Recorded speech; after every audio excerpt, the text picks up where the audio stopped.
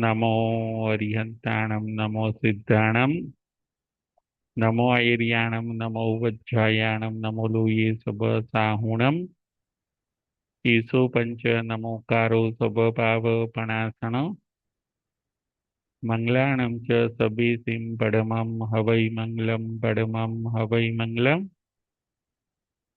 ओम शांति शांति शांति। श्रमण भगवान महावीर स्वामी ना चरण कमल में तथा सद्गुरुदेवना चरण कमल में ઉપકારી સર્વ સંત સતીજીના ચરણ કમળમાં આપણા સૌના ભાવપૂર્વક અવિરામ કોટી કોટી વંદન। જય જીનેન્દ્ર।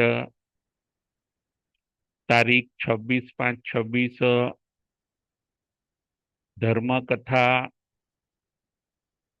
આજની આપણી કથાનું નામ છે શૈલક રાજર્ષિ અને પંથક અણગાર।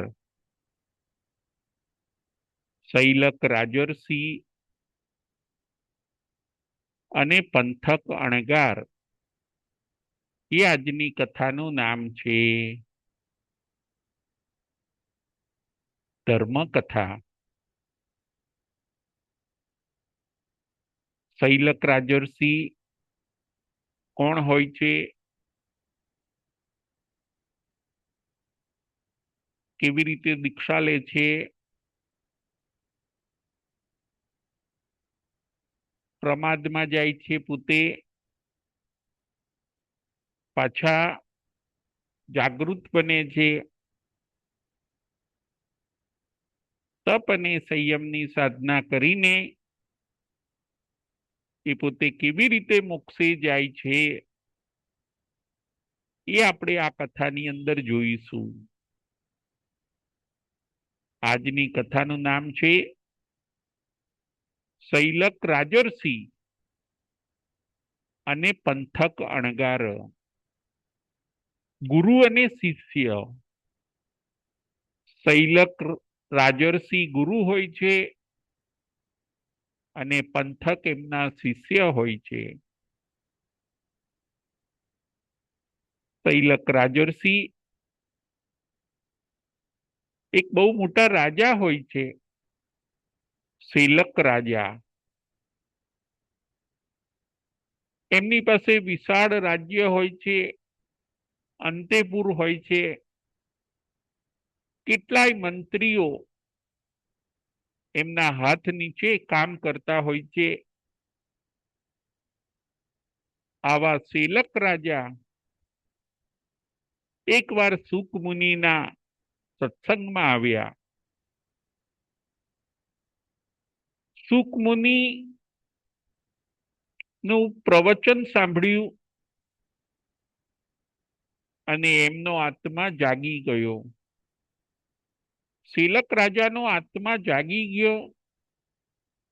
સુક મુનિનું વ્યાખ્યાન સાંભળ્યું। શૈલક રાજા હવે રાજપાટ છોડીને દીક્ષા લેવા માટે તૈયાર થયા છે સુક મુનિ પાસે। દીક્ષા વગર કલ્યાણ નથી। દીક્ષા એટલે ચારિત્ર। દીક્ષા કેમ લેવાની? તો એનો જવાબ છે આવતા કર્મને રોકવાનું કામ દીક્ષા કરે છે। દીક્ષા એટલે ચારિત્ર। દીક્ષા એટલે 18 પાપસ્થાનકનો ત્યાગ। 18 પાપસ્થાનકના ત્યાગ વિના કર્મ બંધ અટકતું નથી। કર્મ બંધ અટકાવવા માટે, અશુભ કર્મ બંધ અટકાવવા માટે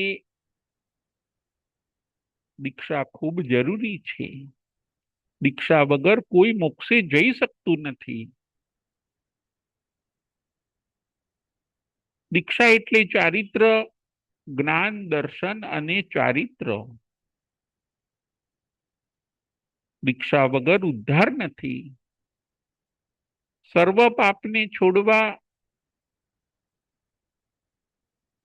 બધી સાવધ્ય પ્રવૃત્તિને છોડવી, એનું નામ છે દીક્ષા. સાવધ્ય પ્રવૃત્તિ એટલે પાપકારી પ્રવૃત્તિ. બધી પાપ પ્રવૃત્તિને છોડવી, એનું નામ છે દીક્ષા. દીક્ષા વગર કલ્યાણ નથી. તીર્થંકર ભગવંતો પણ દીક્ષા લે છે. 6 ખંડના અધિપતિ ચક્રવર્તી પણ દીક્ષા લે છે.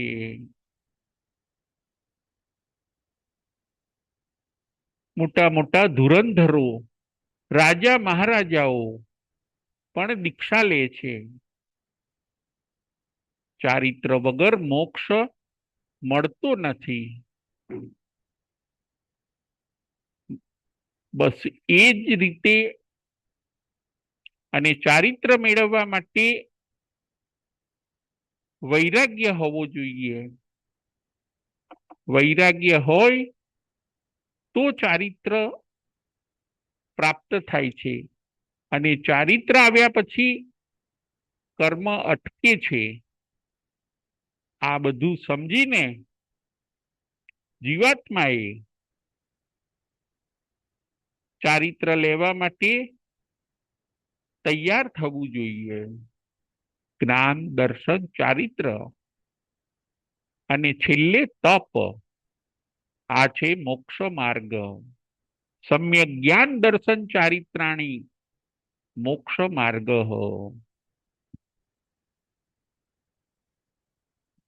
શીલક રાજા પણ રાજપાટ છોડીને સુકમુનિ પાસે દીક્ષા લેવા તૈયાર થઈ ગયા. રાજાને કેટલી બધી સાહેબી હોય, છતાં પણ હવે એમને દુર્ગતિનો ભય લાગ્યો. પોતાના ભવિષ્યની ચિંતા થઈ. 4 ગતિ, 24 દંડક અને 84 લાખ જીવાયોનીમાંથી છૂટવું છે. ભવ ભ્રમણ અટકાવવું છે.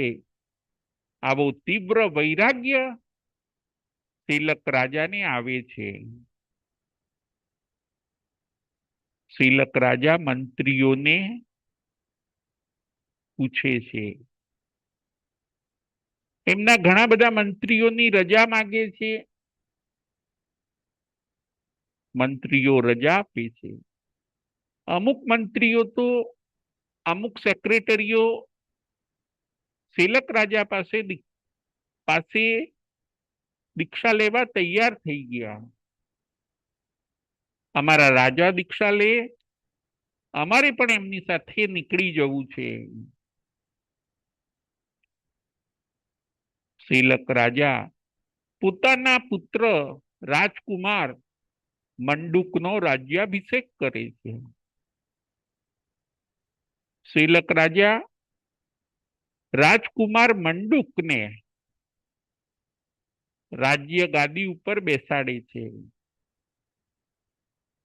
પોતાનો પુત્ર મંડુક.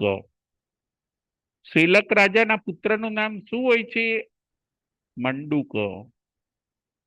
મંડુકની ઉંમર નાની છે, છતાં પણ રાજ્યાભિષેક કરીને પોતાનું રાજ્ય એને સોંપી દે છે, અને શીલક રાજા દીક્ષા લેવા માટે તૈયાર થઈ જાય છે. દીક્ષા લેવા માટે તૈયારી કરે છે. મંડુક રાજકુમાર હવે રાજા બની ગયા. પોતાનો દીકરો, પોતાના રાજકુમાર, પોતાના પિતાની દીક્ષાની તૈયારી મંડુક પોતે સ્વયં કરે છે. મંડુકે દીક્ષાની તૈયારી કરી. સુક મુનિને બોલાવ્યા. ધામધૂમથી પિતાનો દીક્ષા મહોત્સવ કર્યો. અને પિતા શૈલકે દીક્ષા લીધી. શૈલક રાજર્ષિ, શૈલક રાજર્ષિ અને પંથક અણગાર, આજની કથાનું નામ એ છે. રાજા ઋષિ બન્યા. ફરીથી રાજા ઋષિ બન્યા એટલે રાજર્ષિ કહેવાયા. શૈલક રાજર્ષિ. જુઓ, એક રાજા કેવા તૈયાર થઈ ગયા આત્માના કલ્યાણ માટે. મોક્ષની કેવી તમન્ના જાગી, સર્વસ્વનો ત્યાગ કર્યો. શૈલક રાજા, શૈલક રાજર્ષિ બન્યા, રાજ ઋષિ બન્યા. સુક મુનિ પાસે એમણે દીક્ષા લીધી. જ્ઞાન ધ્યાનમાં લાગી જાય છે, તપ અને ત્યાગમાં લાગી જાય છે. 11 અંગનો અભ્યાસ કરે છે. ગુરુની પાસે રહે, ગુરુની આજ્ઞામાં રહે, ઉચ્ચ કોટીની આરાધના કરે. એમ કરતા કરતા આ શૈલક રાજર્ષિને 500 શિષ્ય થયા. 500 શિષ્ય. શૈલક રાજર્ષિને કેટલા શિષ્ય થયા? તો કે 500 શિષ્ય થયા. ગ્રામાનુગ્રામ વિચરે, બધી ધર્મોપદેશ આપે. શૈલક રાજર્ષિ એટલે એક ક્ષત્રિય બચ્ચો, સુરવીર અને ધીર, પરાક્રમી, બાહોશ એવા શૈલક રાજર્ષિ પોતે ઉચ્ચ કોટીની આરાધના કરે અને બીજાને પણ કરાવે. ગ્રામાનુગ્રામ વિચરણ કરે. 500 શિષ્યના ગુરુ બની ગયા. એમ વિચરતા વિચરતા એકવાર આ શૈલક રાજર્ષિ જે પોતાનું રાજ્ય હતું ત્યાંના ઉદ્યાનમાં આવીને બિરાજે છે પોતાના શિષ્ય સમુદાય સાથે. એકવાર આ પોતાનું રાજ્ય હતું, આ પોતાની નગરી હતી. એ નગરીના ઉદ્યાનમાં પોતાના શિષ્ય સમુદાય સાથે પધારે છે. રાજા મંડુક દર્શન કરવા આવે છે. મંડુક એટલે શૈલક રાજર્ષિનો જ પુત્ર. રાજા મંડુક પોતાના પિતા મહારાજના દર્શન કરવા ઉદ્યાનમાં આવે છે. ભાવથી વંદન કરે છે, પ્રવચન સાંભળે છે, સુખ સાતા પૂછે છે અને વાર્તાલાપ કરે છે. પોતાના પુત્રને શૈલક રાજર્ષિ ધર્મ લાભ આપે છે. મંડુક વિચારે છે, મારા પિતા શૈલક રાજર્ષિનું શરીર કેવું કૃશ થઈ ગયું છે. વિહારોમાં ઠંડી ગરમી સહન કરતા કરતા, ભૂખ અને પ્યાસ સહન કરતા કરતા આમનું શરીર કેવું નિર્બળ થઈ ગયું છે. એટલે પોતાના પિતાને વિનંતી કરે છે કે તમે રાજમહેલમાં પધારો. તમારું શરીર જે કૃશ થઈ ગયું છે, કોઈ રોગ હોય તો એનો આપણે ઈલાજ કરીએ, ઔષધિ લાવીશું, રાજવૈદ્યને બતાવીશું. મંડુક રાજા આવી વિનંતી કરે છે. આ શૈલક રાજર્ષિ પોતાના 500 શિષ્ય સાથે મંડુક રાજાની વિનંતીને સ્વીકારીને રાજમહેલના એક ભાગમાં ઉતરે છે.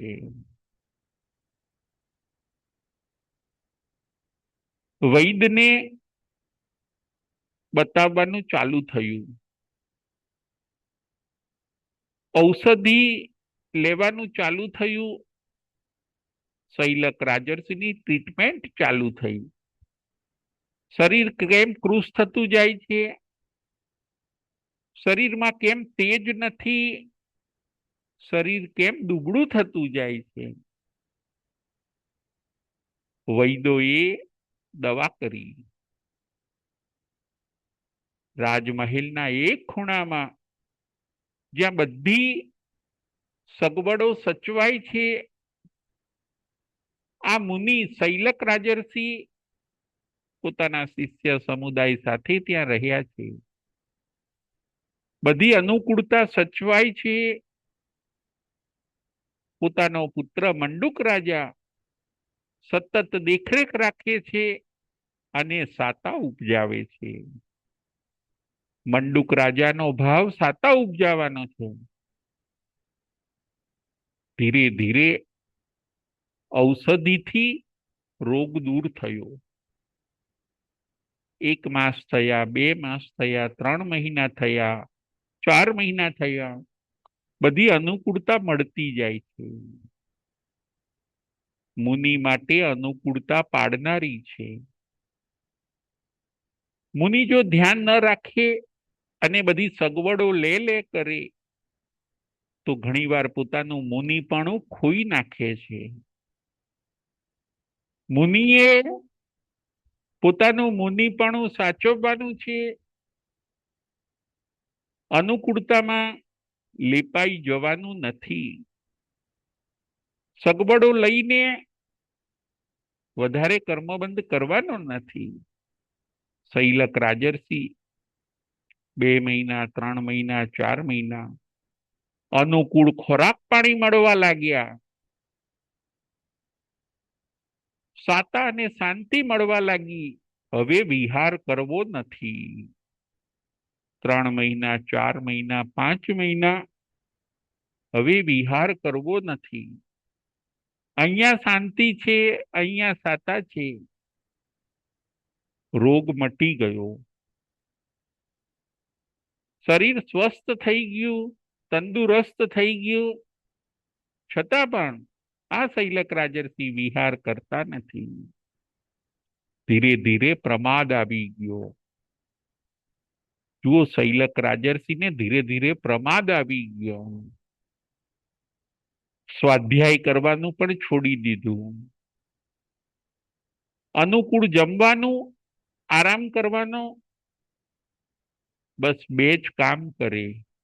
અનુકૂળ જમવાનું અને આરામ કરવાનો. સ્વાધ્યાય ન કરે, ધ્યાન ન કરે, જાપ ન કરે, વ્યાખ્યાન ન વાંચે. શિષ્યો ચિંતામાં આવી ગયા. અરે, આ ગુરુ તો અનુકૂળતામાં ફસાઈ ગયા. ધર્મની ક્રિયાઓ કોઈ કરતા નથી. કેટલા બધા મહિના થઈ ગયા, વિહારનું નામ નથી લેતા. શિષ્યો બધા ચિંતા કરે છે કે હવે કરવું શું. ગુરુને કંઈ કહેવાય પણ નહીં. બધા શિષ્યોએ મીટિંગ કરી અને નક્કી કર્યું કે હવે ગુરુ મુનિ જીવનમાં પાછા આવે એવા નથી. સાવ મુનિ જીવન છૂટી ગયું છે. પ્રમાદમાં એવા આવી ગયા છે, આળસમાં એવા ફસાઈ ગયા છે કે હવે એમાંથી બહાર નીકળવું મુશ્કેલ છે. આપણે હવે વિહાર કરીએ. 499 શિષ્ય વિહાર કરે છે. આપણે આપણા આત્માનું તો કલ્યાણ કરી લઈએ. આપણે હવે પ્રમાદી બનવું નથી. ગુરુ ભલે પ્રમાદી બન્યા, 499 શિષ્ય વિહાર કરી જાય છે. એક પંથક મુનિ સેવામાં રહે છે. એક ખાલી પંથક મુનિ શૈલક રાજર્ષિની સેવામાં રહે છે ગુરુની મન મૂકીને સેવા કરે છે. ગુરુ મારા ઉપકારી છે. ભલે અત્યારે પ્રમાદમાં આવી ગયા, પરંતુ એમણે તો અમને સંસારથી તાર્યા છે, એટલે મારે ગુરુને એકલા મુકાય નહીં. પંથક મુનિ શૈલક રાજર્ષિની મન મૂકીને સેવા કરે છે. ગુચરી પાણી વપરાવે, પછી શૈલક રાજર્ષિ સૂઈ જાય, એમને બધી સગવડ આપી. પંથક મુનિ એકલા હાથે બધી સેવા કરે. પંથક મુનિ એકલા હાથે બધું કામ કરે. ગુરુને અહોભાવથી સાચવે.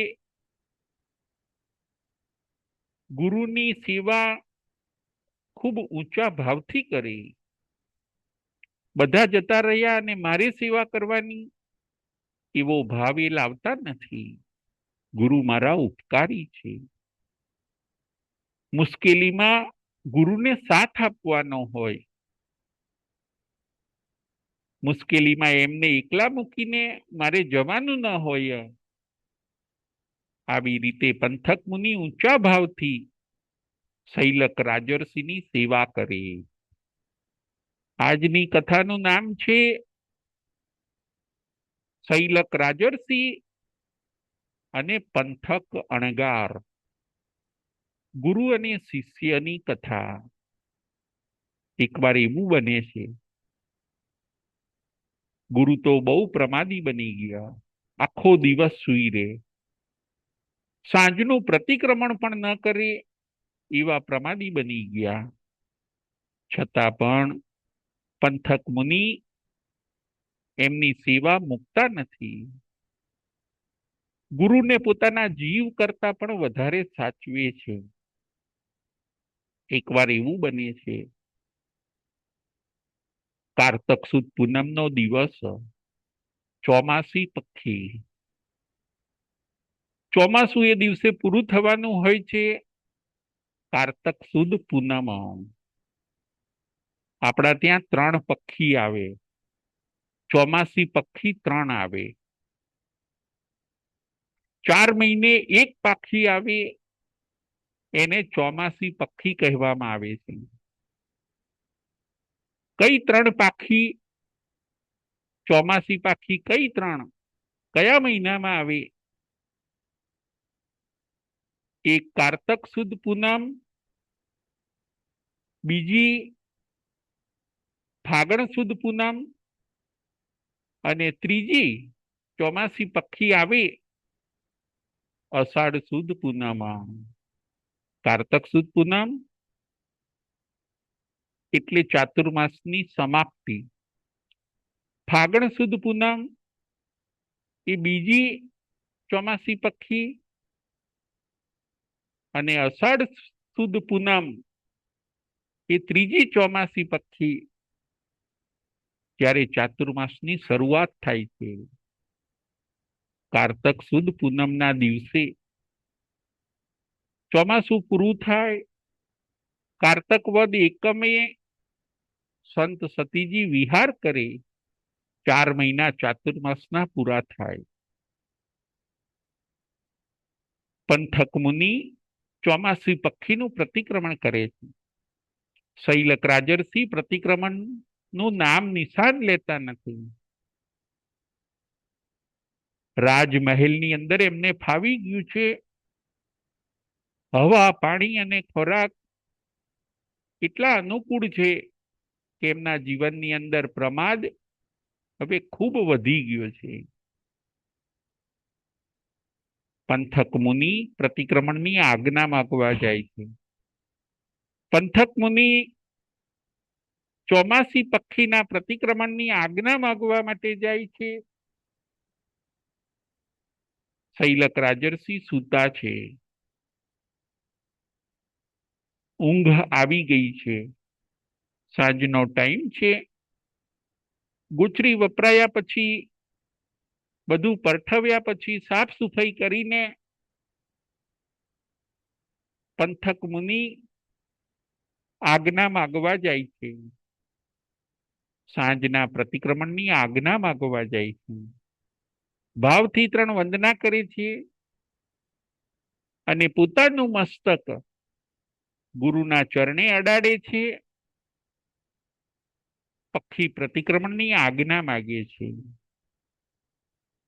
મસ્તક થોડું વધારે અડી ગયું. પંથક મુનિનું મસ્તક શૈલક રાજશ્રીના ચરણોમાં થોડું વધારે અડી ગયું. શૈલક રાજર્ષિ જાગી ગયા, ધુઆ પુઆ થઈ ગયા, થોડું અંધારું થઈ ગયું છે. શૈલક રાજર્ષિ મોટેથી બોલે છે, કોણ છે? કોણે મારા પગને સ્પર્શ કર્યો? ખબર નથી પડતી. કોણ એવું દુષ્ટ છે જેણે મારી ઊંઘમાં ખલેલ કરી? સુખપૂર્વકની નિદ્રામાં હું શાંતિથી સૂતો હતો, કોણે મને ખલેલ પાડી? ગુરુ ધુઆ પુઆ થઈ ગયા, બોમ બરાડા પાડવા લાગ્યા, થોડા ગુસ્સે થઈ ગયા. પંથક મુનિ ગભરાઈ જાય છે. ગુરુદેવ કોઈ નહીં, ગુરુદેવ હું છું, ગુરુદેવ આપનો શિષ્ય, હું પંથક. ગુરુદેવ આપ શાંત થાવ, હું પક્ષી પ્રતિક્રમણ કરવાની આજ્ઞા માંગતો હતો, આપનો ચરણ સ્પર્શ કર્યો, થોડો વધારે ચરણ સ્પર્શ થઈ ગયો એટલે આપની ઊંઘમાં ખલેલ પડી, મને માફ કરો, મારી ભૂલ થઈ ગઈ. આજે ચોમાસી પક્ષી છે, હું આપની પ્રતિક્રમણની આજ્ઞા માંગવા માટે આવ્યો હતો, બીજું કંઈ પ્રયોજન નથી. આપની ઊંઘમાં ખલેલ પાડવાનો મને કોઈ ભાવ નથી, આપ મને ક્ષમા કરો. પંથક મુનિ ગુરુને કહે છે, આજે ચોમાસી પક્ષી છે. આ શબ્દો શૈલક રાજર્ષિના કાન ઉપર પડ્યા અને મન વિચારો કરવા લાગ્યું. આજે ચોમાસી પાખી છે, શિષ્ય પ્રતિક્રમણ કરે છે, મારે શું પ્રતિક્રમણ નથી કરવાનું? હું તો કેટલો ધુરંધર આચાર્ય છું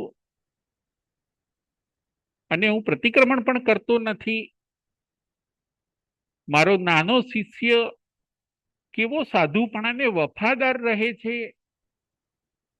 અને હું ગુરુ થઈને પણ સાધુપણાને વફાદાર નથી. આ વિચારોનું ધમસાણ ચાલ્યું શૈલક રાજર્ષિના મનમાં. આજે ચોમાસી પક્ષી છે અને હું પ્રતિક્રમણ ન કરું, એટલો બધો પ્રમાદ? શૈલક રાજર્ષિ જાગી ગયા. પંથકને કહે છે, મારે પણ પ્રતિક્રમણ કરવું છે. બેઠા થયા, આજ્ઞા માગી, ચોમાસી પક્ષીનું પ્રતિક્રમણ કર્યું. શૈલક રાજર્ષિ પાછા પ્રમાદમાંથી જાગી ગયા. આપણા ત્યાં પ્રમાદના 5 પ્રકાર બતાવ્યા છે. પહેલો પ્રમાદ. પ્રમાદના કયા 5 પ્રકાર બતાવ્યા છે? નંબર 1 મદ્ય, નંબર 2 વિષય, નંબર 3 કસાય, નંબર 4 નિદ્રા અને નંબર 5 વિકથા. પ્રમાદના 5 પ્રકાર. આપણો સમય ક્યાં જાય છે? એ આજે આપણે જોવાનું છે. આપણો સમય 5 પ્રકારના પ્રમાદમાં જતો રહે છે. પ્રમાદ સાધુ સંતોને પણ સાધુપણું છોડાવી દે છે. પ્રમાદ એવો ઠંડી વસ્તુ છે, એવી આપણને ઠંડક આપે છે કે આપણે આપણા લક્ષ્યને ભૂલી જઈએ છીએ. પ્રમાદના 5 પ્રકાર. નંબર 1, મદ્ય. નશીલા પદાર્થોનું સેવન. મદ્ય એટલે શું? નશીલા પદાર્થોનું સેવન. નશીલા પદાર્થો, દારૂ, સ્મોકિંગના પદાર્થો, વાઇન છે, બીડી, સિગારેટ, ગુટકા, નશાકારી પદાર્થો, ગાંજો, ચરસ, આને કહેવાય મદ્ય. પ્રમાદ નંબર 1, મદ્ય. નંબર 2, વિષય. વિષય એટલે 5 ઇન્દ્રિયના 23 વિષય. નંબર 2, વિષય એ પણ પ્રમાદ છે. વિષય એટલે મોજ શોખ. વિષય એટલે ખાવું પીવું, એશ આરામ, એ પણ બધો પ્રમાદ છે. નંબર 3, કસાય. ક્રોધ, માન, માયા, લોભ. નંબર 3, પ્રમાદ નંબર 3.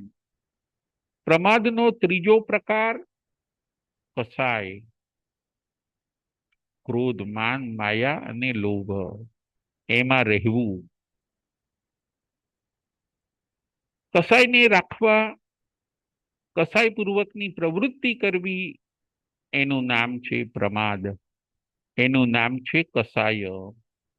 નંબર 4, નિદ્રા. નિદ્રા એટલે ઊંઘ. નિદ્રા પણ પ્રમાદ છે.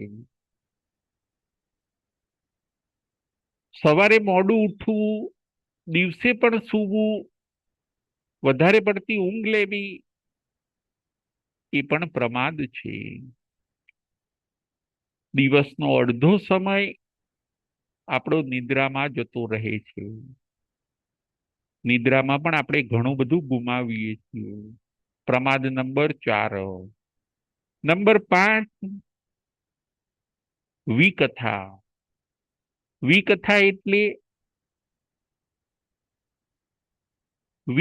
એટલે બિનજરૂરી કથાઓ કરવી.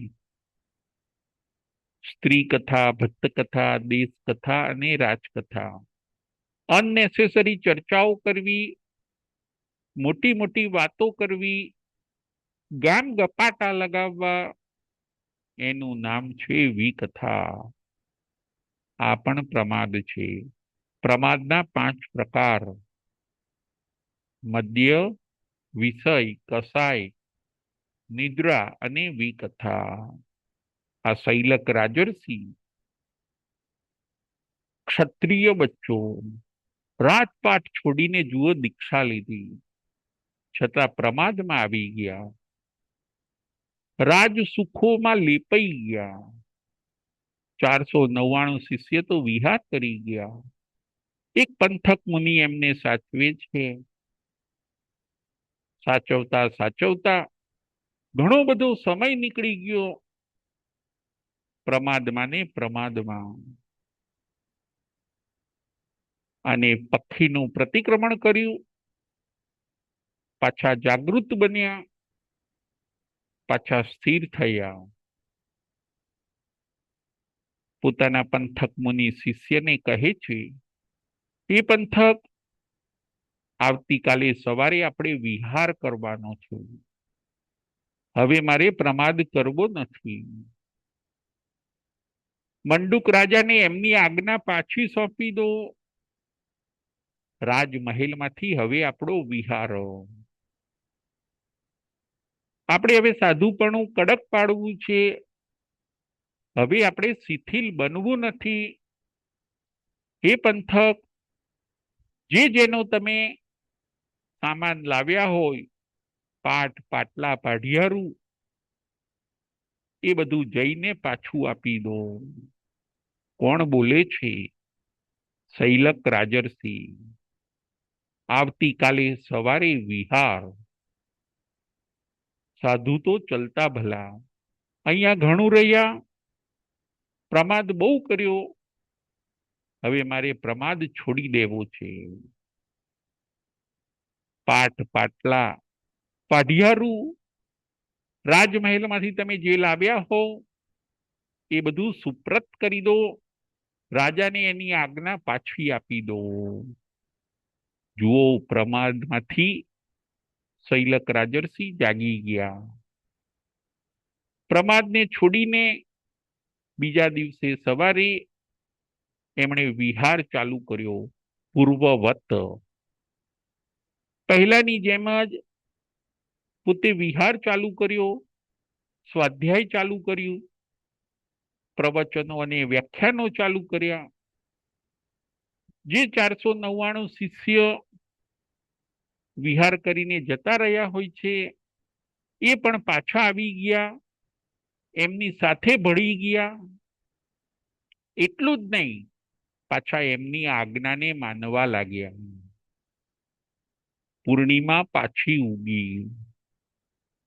કેવો સરસ પુણ્યોદય થયો. શૈલક રાજર્ષિ પાછા જ્ઞાન અને ધ્યાનમાં લાગી ગયું. આ બધું શ્રેય પંથક મુનિને જાય છે, કેમ કે પંથક મુનિએ પોતાના ગુરુને પ્રમાદ અવસ્થામાં પણ સાચવ્યા. ત્રણના ઉપકારનો બદલો વાળી શકાતો નથી. ફરીથી 3 જણના ઉપકારનો બદલો વાળી શકાતો નથી. નંબર 1 માતા પિતાનો ઉપકાર, નંબર 2 શેઠનો ઉપકાર, અને નંબર 3 ગુરુનો ઉપકાર. આપણા શરીરની ચામડીના જોડા બનાવીને પણ જો આ 3ને પહેરાવીએ તો પણ એના ઉપકારનો બદલો વાળી શકાતો નથી. માતા પિતા જન્મદાતા છે. માતા પિતા જન્મદાતા છે, શેઠ અન્નદાતા છે. શેઠ અન્નદાતા છે અને ગુરુ જ્ઞાનદાતા છે. ગુરુ જ્ઞાનદાતા છે. 3ના ઉપકારનો બદલો વાળી શકાતો નથી. પંથક મુનિનું જુઓ કેવું સમર્પણ. એમણે અગ્લાન ભાવે પોતાના ગુરુ શૈલક રાજર્ષિની સેવા કરી. 499 શિષ્ય તો એમની પાસેથી નીકળી ગયા, પરંતુ એક પંથક મુનિ જ પોતાના ગુરુને સાથ આપે છે, ગુરુને સાચવે છે. વડીલોને આપણે સાચવવાના છે. આ કથામાંથી પણ એ શીખવાનું છે. માતા પિતા, શેઠ અને ગુરુ. ધીરે ધીરે આ પંથક મુનિ શૈલક રાજર્ષિને પાછા માર્ગ ઉપર લઈ આવે છે. શૈલક રાજર્ષિ માર્ગ ઉપરથી ઉતરી ગયા હોય છે. એમના કપરા સંજોગોમાં આ શિષ્ય એમને સાચવે છે અને ધીરે ધીરે એમને માર્ગ ઉપર લઈ આવે છે. ગુરુનો મારા ઉપર ઉપકાર છે, એમને મારે એકલા ન મૂકી દેવાય. ગુરુએ મને સંસારથી તાર્યો છે. સતત આવા ભાવ કરીને, એમનો ઉપકાર સામે રાખીને, વિનય અને સેવાની અંદર સેજે પણ કચાશ રાખતા નથી. આવા પંથક મુનિ ની ગુરુ સેવા ના અજોડ વખાણ શાસ્ત્રની અંદર થયેલા છે. આ કથા ઉપરથી આપણે 4 પોઈન્ટ જોવાના છે. આ કથા ઉપરથી આપણે 4 પોઈન્ટ જોવાના છે. પોઈન્ટ નંબર 1, પોઈન્ટ નંબર 1, પડી જવું સહેલું છે. પડી જવું એ ગુનો નથી, પડ્યા રહેવું એ ગુનો છે. પોઈન્ટ નંબર 1, પડી જવું એ ગુનો નથી, પડ્યા રહેવું એ ગુનો છે. પોઈન્ટ નંબર 2,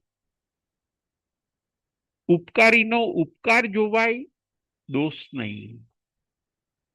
પોઈન્ટ નંબર 2, ઉપકારીનો ઉપકાર જોવાય, દોષ નહીં. પોઈન્ટ નંબર 3, વડીલોના સંજોગો જોવાય, સ્વભાવ નહીં. પોઈન્ટ નંબર 3, વડીલોના સ્વભાવ સંજોગો જોવાય, સ્વભાવ નહીં. વડીલોના સંજોગો જોવાય, સ્વભાવ નહીં.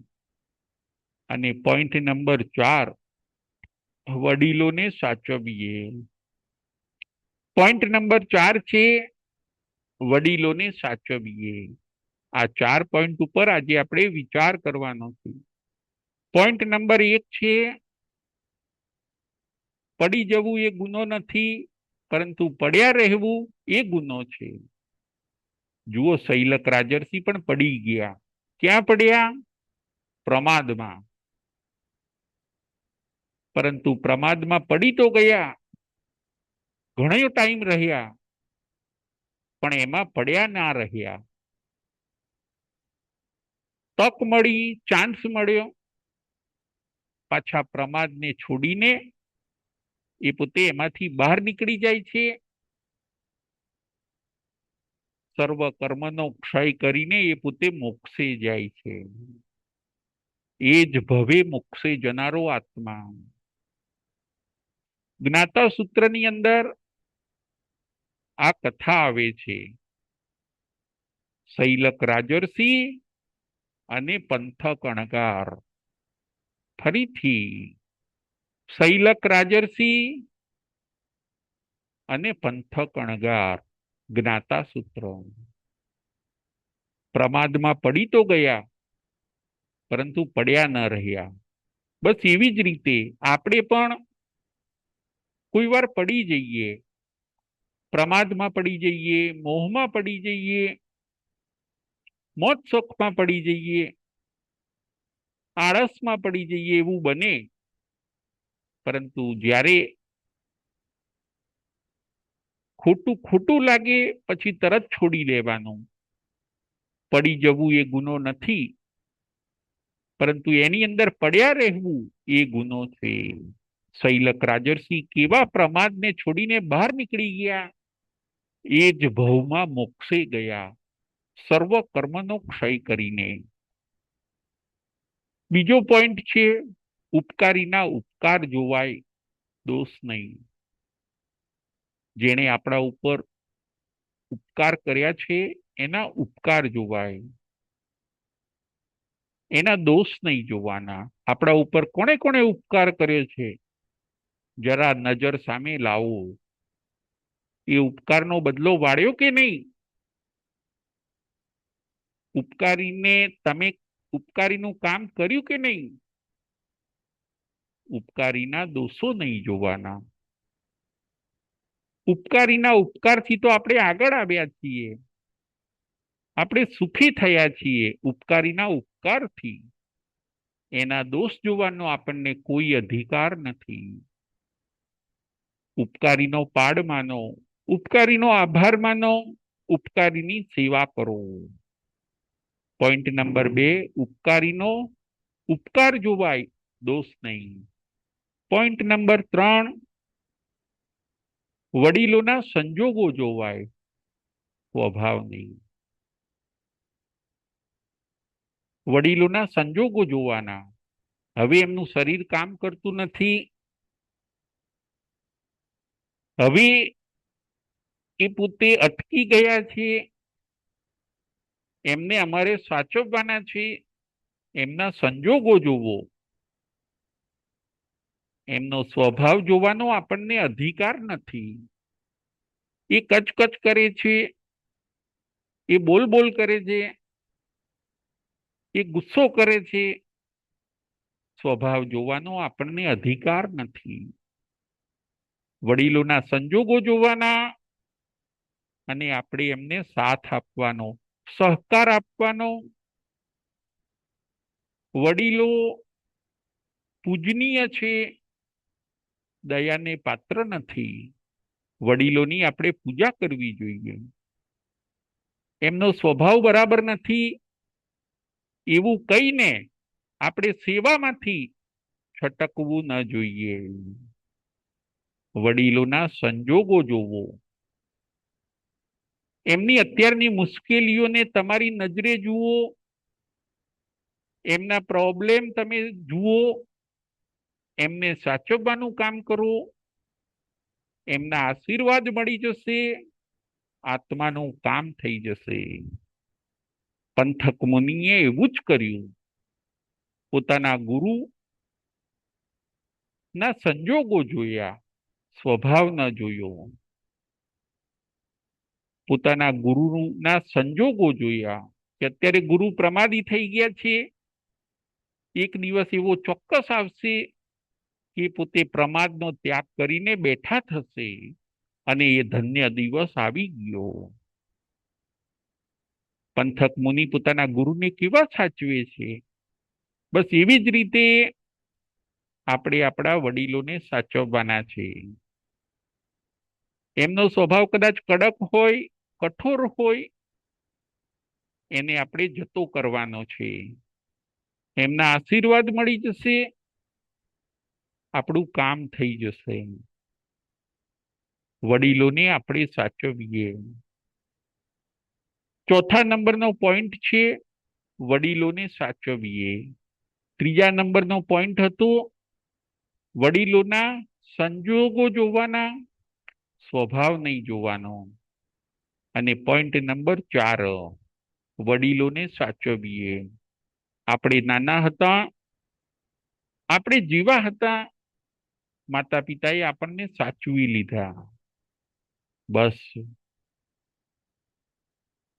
એમના ઘડપણમાં એ જેવા હોય એવા આપણે એમને સાચવી લેવાના છે.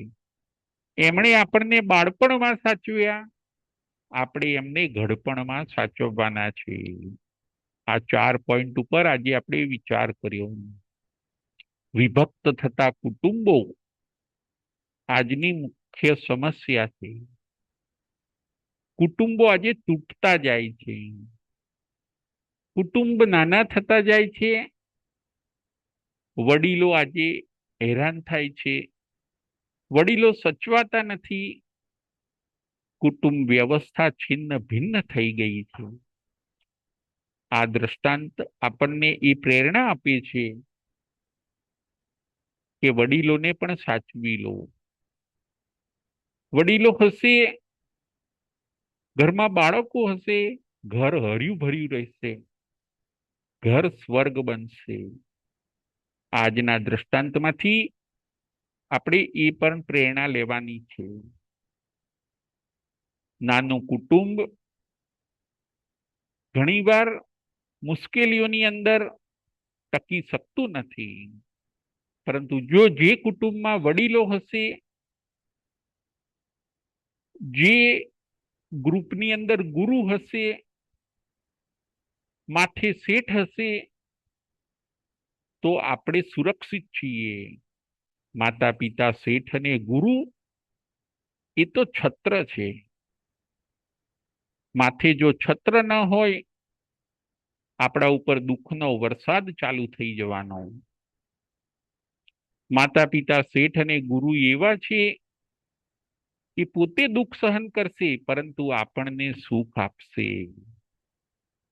આવા ઉપકારી માતા પિતાનો આપણે ઉપકાર ક્યારેય ભૂલવો ન જોઈએ. એમને સાચવીએ. શાસ્ત્રોમાં પણ માતા પિતા શેઠ અને ગુરુના ઉપકારોનું વર્ણન કરવામાં આવ્યું છે. તીર્થંકરો પણ માતા પિતાની સેવામાં રહે છે. ત્રણના ઉપકારનો બદલો વાળી શકાતો નથી. પંથક મુનિ પોતાના ગુરુને પ્રમાદ અવસ્થામાં પણ સાચવે છે. પોતાની પાસે બહાનું હતું કે ગુરુ હવે પ્રમાદી થઈ ગયા છે, ગુરુ ગુરુ રહ્યા નથી, હું પણ છોડીને ચાલ્યો જઉં. કારણ સાચું હતું, છતાં પણ કોઈ બહાનાબાજી કરતા નથી. ગુરુ એટલે ગુરુ. અત્યારે ગુરુના કપરા સંજોગો છે અને મારે ગુરુને સાચવવાના છે. એક દિવસ જરૂર મારા ગુરુ બેઠા થશે અને પંથકની એ આશા ફળી. ગુરુ શિષ્યની અમર જોડી. આજની આપણી કથા હતી શૈલક રાજર્ષિ અને પંથક મુનિની ગુરુ અને શિષ્યની અમર જોડી. પૂર્ણિમા પાછી ઉગી. શૈલક રાજર્ષિએ પ્રમાદ છોડી દીધો, પાછું વિચરણ ચાલુ કર્યું. સ્વાધ્યાય, ધ્યાન, મૌન, શાસન પ્રભાવના કરતા કરતા એ શૈલક રાજર્ષિ અષ્ટકર્મનો ક્ષય કરીને મોક્ષે ગયા. આ દ્રષ્ટાંત આપણને એ પ્રેરણા આપે છે કે આપણે પણ 5 પ્રકારના પ્રમાદમાંથી બહાર નીકળવાનું છે. આપણો વધારે સમય શેમાં જાય છે? તો કે 5 પ્રકારના પ્રમાદમાં. મદ્ય, વિષય, કષાય, નિદ્રા અને વિકથા. આ 5 પ્રકારનો જે પ્રમાદ છે એની અંદર આપણો મોટા ભાગનો સમય જતો રહે છે. બસ પ્રમાદને હવે ખંચેરી નાખીએ. આળસમાંથી આપણે બેઠા થઈએ. શૈલક રાજર્ષિની જેમ આપણે પણ આત્મકલ્યાણ કરીને મોક્ષના માર્ગે આગળ વધીએ. આજની આપણી કથાનું નામ હોય છે શૈલક રાજર્ષિ અને પંથક અણગાર.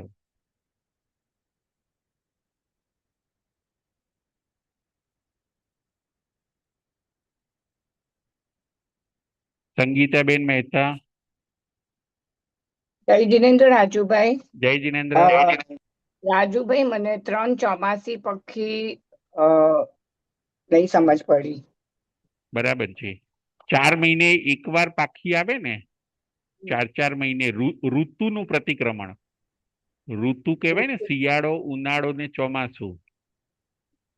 જેમ આપણે દિવસનું પ્રતિક્રમણ હોય, રાતનું પ્રતિક્રમણ હોય, દિવસી પ્રતિક્રમણ, રાયસી પ્રતિક્રમણ, એવી રીતે ઋતુ સિઝન સંબંધી પ્રતિક્રમણ એટલે ચોમાસી પક્ષી આખા સિઝનનું પ્રતિક્રમણ. વિન્ટર, સમર, મોન્સૂન, 4 મહિનાનું એક સાથે પ્રતિક્રમણ કરીએ ને ચોમાસી પક્ષી કહેવાય. ખ્યાલ આવ્યો?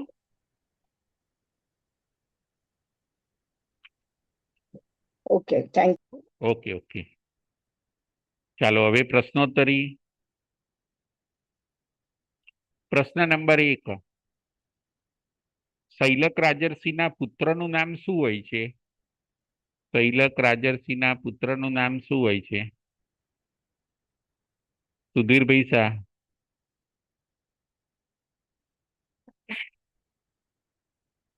જય જીનેન્દ્ર. જય જીનેન્દ્ર. શૈલક રાજશ્રીના પુત્રનું નામ મંડુક હોય છે. બહુ સરસ, બહુ સરસ. હવે બીજો પ્રશ્ન. પ્રશ્ન નંબર 2. પ્રમાદના કેટલા પ્રકાર છે? કયા કયા? પ્રમાદના કેટલા પ્રકાર છે? કયા કયા? રાજેન્દ્રભાઈ શેઠ. પ્રણામ ગુરુજી. પ્રણામ.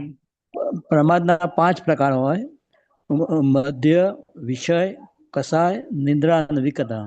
બહુ સરસ, બહુ સરસ. હવે પ્રશ્ન નંબર 3.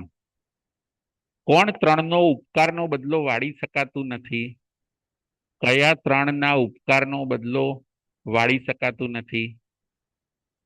સંગીતાબેન મહેતા. જય જીનેન્દ્ર રાજુભાઈ. જય જીનેન્દ્ર. 3 જણનો ઉપકારનો બદલો વારી શકાતો નથી. એમાં પહેલા માતા પિતાનું જે આપણા જન્મદાતા છે, બીજા શેઠનો જે આપણા અન્નદાતા છે, અને ત્રીજા ગુરુનો ઉપકાર જે જ્ઞાનદાતા છે. બહુ સરસ, બહુ સરસ, થેન્ક યુ. હવે આગળનો પ્રશ્ન. ત્રણ ચોમાસી પક્ષી કયા કયા મહિનામાં આવે છે? 3 ચોમાસી પક્ષી કયા કયા મહિનામાં આવે છે? મયુરીબેન. જય જીનેન્દ્ર. જય જીનેન્દ્ર. ચોમાસી 3 પક્ષી છે. એક ફાગણ સુદ પૂનમ, બીજી અષાઢ સુદ પૂનમ અને ત્રીજી કાર્તકી પૂનમ. બહુ સરસ, બહુ સરસ. આગળનો પ્રશ્ન નંબર 6. સંતોનો વિહાર કયા મહિનાની કઈ તિથિએ હોય છે? સંતોનો ચોમાસાનો વિહાર કયા મહિનાની કઈ તિથિએ હોય છે? શીલાબેન શાહ. જય જીનેન્દ્ર સાહેબ. જય જીનેન્દ્ર. સાહેબ, કારતક સુદ પૂનમે પતે છે વિહાર? એકમે કારતક. એકમે. કારતક કારતક વદ વદ. એકમે. એ લોકોનો વિહાર ક્યારે હોય છે? કારતક વદ એકમે. અને અષાઢ સુદ પૂનમ થી ચાલુ થાય. ચાતુર્માસ 18, હા, અષાઢ સુદ પૂનમ થી ચાલુ થાય. ચાલુ થાય, હાજી. ઓકે. હવે આગળનો પ્રશ્ન. કયા 4 પોઈન્ટ ઉપર આજે આપણે વિચાર કર્યો? કયા 4 પોઈન્ટ ઉપર આજે આપણે વિચાર કર્યો?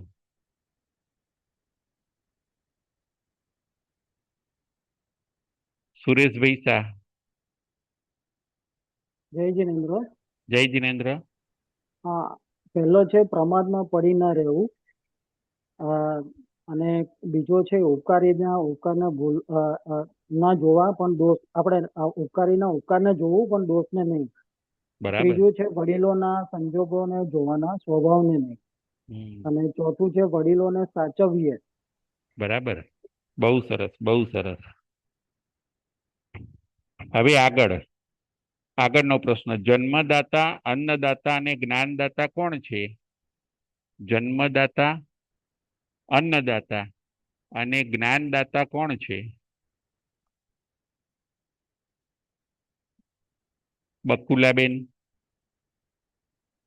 બકુલાબેન શાહ. જન્મદાતા, અન્નદાતા અને જ્ઞાનદાતા.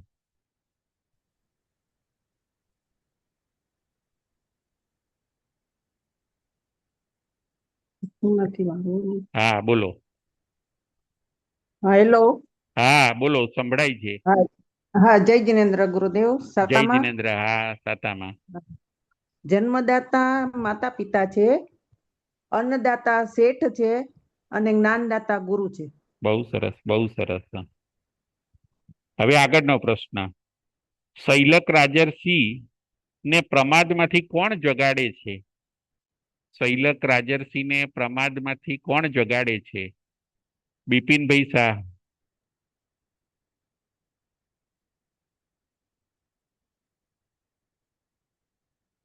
શૈલક રાજર્ષિ ને પ્રમાદમાંથી કોણ જગાડે છે? શૈલેક રાજર્ષિને પ્રમાદમાંથી પંથકજી જગાડે છે. બહુ સરસ, બહુ સરસ. આગળનો પ્રશ્ન. શૈલક રાજર્ષિને કુલ કેટલા શિષ્ય હોય છે? તેમાંથી કેટલા વિહાર કરી ગયા? શૈલક રાજર્ષિને કેટલા શિષ્ય હોય છે? તેમાંથી કેટલા વિહાર કરી ગયા? બકુલાબેન શાહ.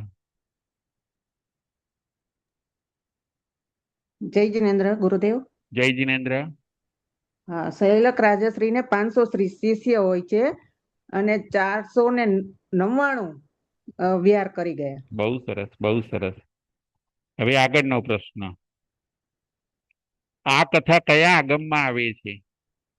આ કથા કયા આગમમાં આવે છે? મયુરીબેન. આ કથા કયા આગમમાં આવે છે? જય જીનેન્દ્ર. જય જીનેન્દ્ર.